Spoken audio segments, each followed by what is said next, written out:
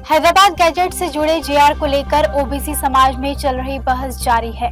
बबनराव तायवाड़े ने स्पष्ट किया कि जीआर होने या ना होने से ओबीसी आरक्षण पर कोई असर नहीं पड़ेगा। जीआर मुळे ओबीसीचं नुकसान होत नाही हे मी दाव्याने सांगतोय। तो जीआर रद्द करण्याचं कारण काय?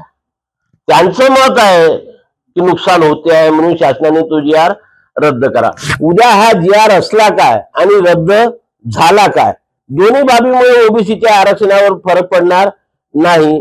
त्याच्यामुळे सरकार तो रद्द करो किंवा न करो आम्हाला त्याच्यामध्ये कुठल्याही प्रकारचा रस नाहीये, कारण ओबीसीचं नुकसानच होणार नाही।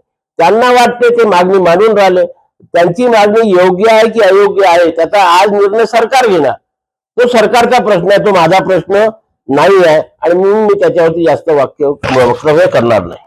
आपण सर्व लोक विटनेस आहात। मागील 10 वर्षापासून आम्ही आमच्या कामामध्ये सातत्य ठेवलेलं आहे, सातत्य, कंटिन्युटी। दरवर्षी आम्ही जिल्हा अधिवेशन घेतो, दरवर्षी राज्य अधिवेशन घेतो, राष्ट्रीय अधिवेशन घेतो।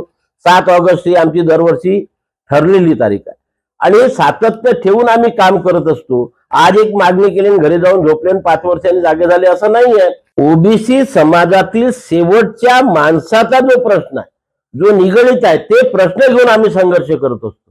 कुठला एखादा प्रश्न ज्याच्यामुळे हे आहे तो प्रश्न घेऊन आम्ही चालत नाही, तो मेन असतोच आमचा।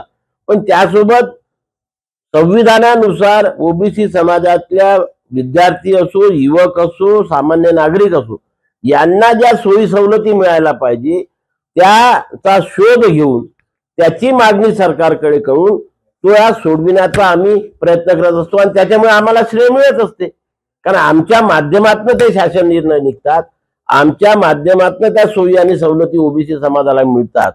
त्याचं श्रेय जे लोक संघर्ष करतील, जे मागणी करतील आणि ज्याच्या माध्यमातून त्या मागण्या पूर्ण होतील त्यालाच जाणार, त्याच्यामध्ये काही वावगं नाही आहे।